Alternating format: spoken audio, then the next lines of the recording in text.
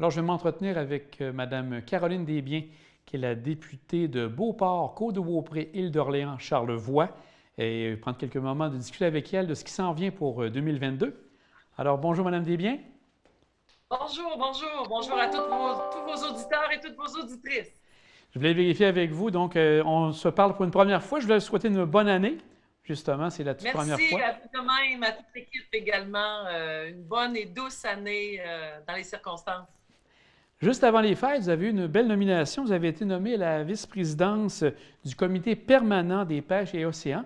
Ça va Oui, consister en quoi ce rôle pour vous?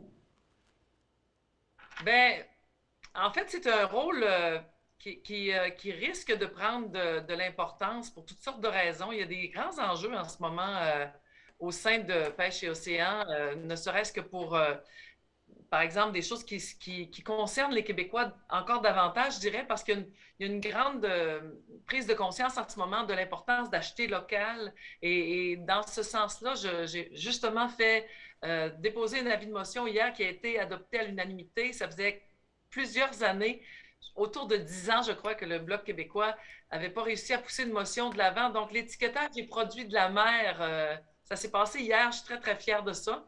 Donc, c'est une étude qui va être déposée au comité des pêches et océans. Donc, on va pouvoir mettre en lumière l'importance d'étiqueter nos produits à nous et que ce soit bien identifié et qu'on puisse y avoir accès dans tout le réseau de distribution alimentaire. Donc, j'ai très hâte de travailler là-dessus. Donc, c'est un peu le rôle que je vais jouer, donc de donner enfin une voix euh, de premier plan, je dirais, puisque l'étude a été approuvée hier par l'ensemble du comité. Voilà, donc c'est un peu ça. Il y a aussi le programme des ports pour petits bateaux que je veux défendre. On a une autre rencontre demain, donc je vais essayer de déposer cet avis de motion-là également. Euh, Port pour petits bateaux, je vous donne l'exemple de l'île d'Orléans, qui Saint-Laurent, l'île d'Orléans, qui Saint-François, pardon, où le quai, la municipalité voudrait bien acquérir le quai, mais il est dans une désuétude où la municipalité n'a pas une municipalité n'a pas les moyens d'entreprendre la réfection du quai. Donc, c'est un quai qui pourrait être rénové, mis à niveau par le fédéral, qui pourrait ensuite le céder à la municipalité. Donc, c'est ce genre d'enjeu-là. Euh, et ça s'étend à la grandeur du fleuve Saint-Laurent et même du côté de la péninsule gaspésienne et des îles de la Madeleine également. Donc, c'est des enjeux importants. Comme je suis une fille du fleuve, une fille de l'île aux Coudres, moi, je suis venue au monde des deux pieds dans l'eau salée. Donc, c'est quelque chose qui me parle énormément. Puis, je me rends compte que j'ai des connaissances qui sont innées presque, qui me servent beaucoup. Et voilà, donc je suis très contente d'être là. L'instinct de mon chef, Yves-François Blanchet, de me nommer à ce poste-là, je pense que c'est un instinct qui était juste. Et quand vous avez siégé dans ce comité-là, est-ce que c'est assez régulièrement? C'est 4-5 fois C'est par deux, mois? Comment ça fait? C'est combien de temps? c'est deux fois par semaine. Les comités parlementaires au fédéral ont un très grand rôle à jouer sur le processus législatif. Le fédéral, vous savez, c'est une grosse machine. On est 338 à s'ostiner dans la Chambre des communes. Mais avant ça, il y a tout un travail de terrain, d'études, d'audition de témoins, de différents experts, de gens du milieu, de représentation qui est faite au sein du comité pour débattre d'une étude. Et on amène ça après en rapport à la Chambre des communes, qui, après, le gouvernement en prend acte, et dans un contexte de gouvernement minoritaire, on peut pousser le gouvernement avec un projet de loi qui sera en fait déposé ensuite, et première lecture, deuxième lecture. On peut aboutir à un projet de loi en dedans de quelques mois. Des fois, ça va jusqu'à 12 mois, là, un an et demi, mais le processus étant entamé, la machine est en marche. Et des fois, ça va assez rondement. Donc, les comités parlementaires, il y en a plusieurs, bien sûr. Il y a les finances, il y a la culture, il y a les patrimoines, il y a différents domaines. Il y a la santé, évidemment, qui sont des comités qui ont travaillé d'arrache-pied depuis les derniers mois à cause de, de tout ce qu'on rencontre Tout à fait. comme impair inattendu qui est la pandémie. Mais il y a des comités de terrain, dont le mien, qui font des fois changer le cours des choses pour nos pêcheurs, pour la pêche récréative aussi. J'ai quelque chose que j'aimerais bien débattre. Donc, j'en ai, j'espère, pour quelques années à pousser ces dossiers-là, mais on va pousser fort. Pour 2022, qu'est-ce qui s'annonce en plus de cette belle nomination, de ce travail que vous faites présentement? Est-ce qu'il y a des dossiers que vous voyez poindre pour 2022? Ben, il y a des dossiers que je les appelle les dossiers récurrents.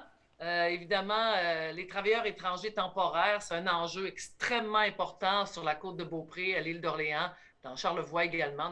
Bien sûr, pour l'agriculture, c'est comme la problématique numéro un parce qu'un échéancier très limité qui est le calendrier agricole, la nature n'attend pas, les plants de fraises non plus, puis il faut s'en occuper.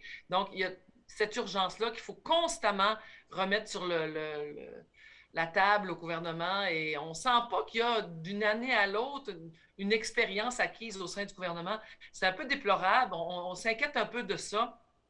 Évidemment, les travailleurs étrangers temporaires, c'est des gens qui sont en principe qui reviennent d'une année à l'autre. Donc, il y a une récurrence du passage de ces gens-là dans le processus de l'immigration. Donc, on pense que le Québec pourrait même s'en charger sans être pris dans les engrenages de l'immigration. Et donc, c'est des choses il faut faire valoir haut et fort.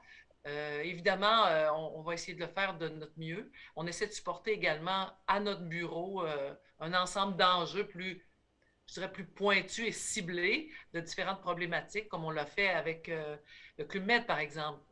À ce moment-là, on se sert de notre ligne de députés, on fait un petit peu de pression, on appelle les ministres qui sont en cause et puis des fois, on arrive à débloquer quelque chose de façon plus ciblée. Mais en général, il faut travailler sur les deux plans. Travailler sur les deux plans.